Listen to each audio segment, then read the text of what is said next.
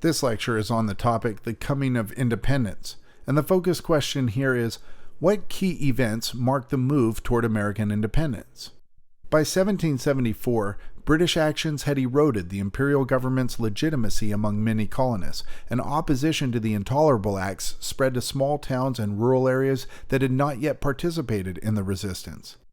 While colonists, particularly in New England, intimidated, harassed, and sometimes assaulted British officials and colonists who supported British policies, in September a convention of delegates from towns across Massachusetts issued the Suffolk Resolves, urging Americans to refuse to obey the new laws, withhold taxes, and prepare for war. To coordinate resistance to the acts, that month a Continental Congress also met in Philadelphia. Composed of political leaders from all the colonies except Georgia, it included such men as John Adams and his more radical cousin Samuel Adams of Massachusetts, and from Virginia George Washington and Patrick Henry, the latter famously declaring to his fellow Virginians, "Give me liberty or give me death."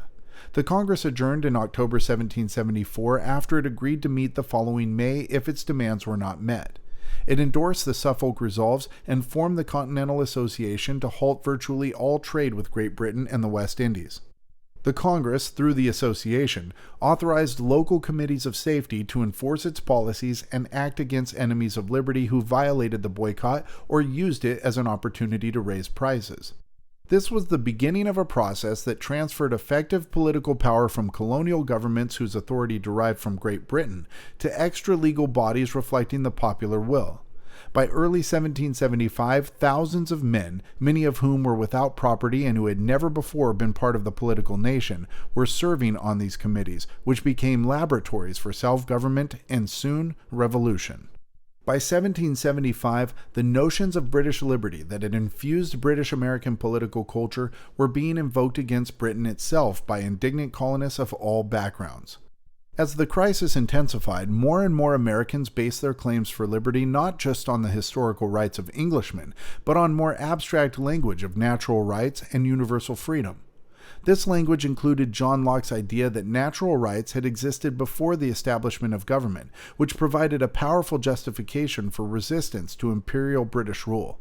Jefferson insisted that Americans still revered the king, but demanded that empire henceforth be seen as a collection of equal parts loyal to a constitutional monarch rather than a system in which one part ruled over the others. When the Second Continental Congress met in May 1775, war had already begun between British soldiers and armed Massachusetts citizens. The previous month, British forces marching to Concord to seize arms in that town were met in Lexington by militiamen who tried to resist their advance. In Concord, the British were routed, and after retreating to Boston, scores of militiamen and British troops were killed or wounded.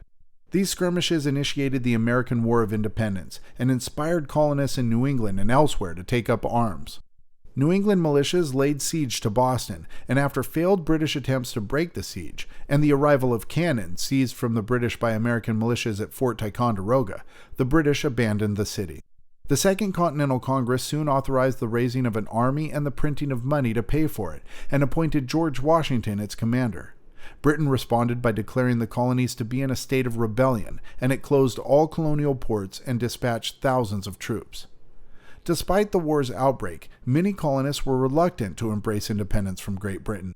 Many were still proud of British political institutions and culture, and the power and glory of the British Empire, and more than a few political leaders worried that the rebellion might cause internal social conflict, particularly between elites and the disenfranchised and less wealthy Americans.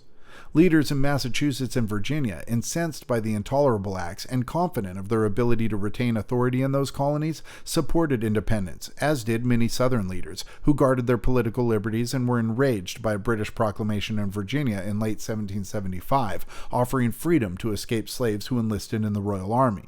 In New York and Pennsylvania, consensus was more difficult to establish. Opposition to British policies had animated small farmers and urban artisans, whose calls for a greater voice in political life prompted many leaders to hesitate to call for independence. Some in these colonies urged for compromise, and predicted that a war would unleash fighting among the colonies. In the beginning of 1776, colonists were strangely both engaged in a war against the British Empire and calling for rights within it. In July 1775, even as Congress organized a continental military, they sent the Olive Branch Petition to George III, reaffirming their loyalty to the crown and hoping for a permanent reconciliation. Ironically, not a colonist, but a recent emigrant to Philadelphia from England, Thomas Paine, offered the arguments that catalyzed the final move toward independence. Paine's pamphlet, Common Sense, published in January 1776, caustically criticized the British Constitution for its principles of hereditary rule and monarchical government, and argued that the residue of tyranny survived in the form of the monarchy and the aristocratic House of Lords. Paine argued that only a democratic system based on frequent elections, with a single written constitution, could ensure liberty. Most important, Paine argued that America's future prospects within the British Empire were limited. Once America was free of the Navigation Acts and trading freely with the world, its prosperity would be assured. Free from Great Britain, the colonies would also not be entangled in its wars with other European powers, against which the American colonists had never had grievances. Paine argued that the colony's membership in the British Empire was more burdensome than beneficial. He ended the pamphlet by assuring his readers that American independence was linked with the freedom of people everywhere, and argued that the new nation would become a haven for freedom and an asylum for mankind.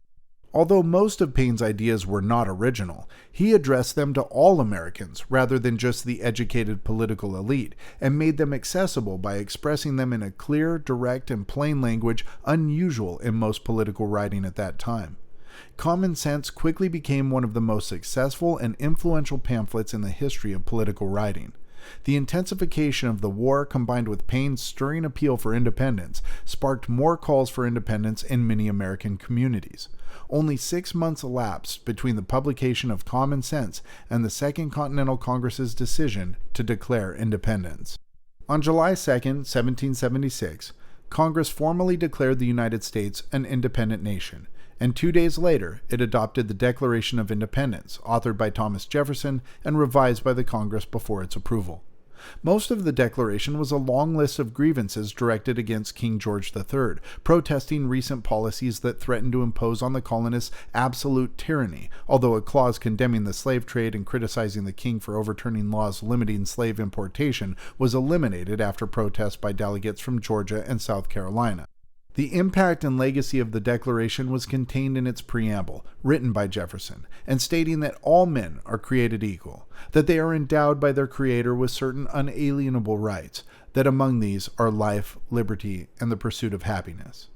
Jefferson justified independence by arguing that government derives its powers from the consent of the governed, and that when it threatens its subjects' natural rights, the people have the authority to alter or abolish it.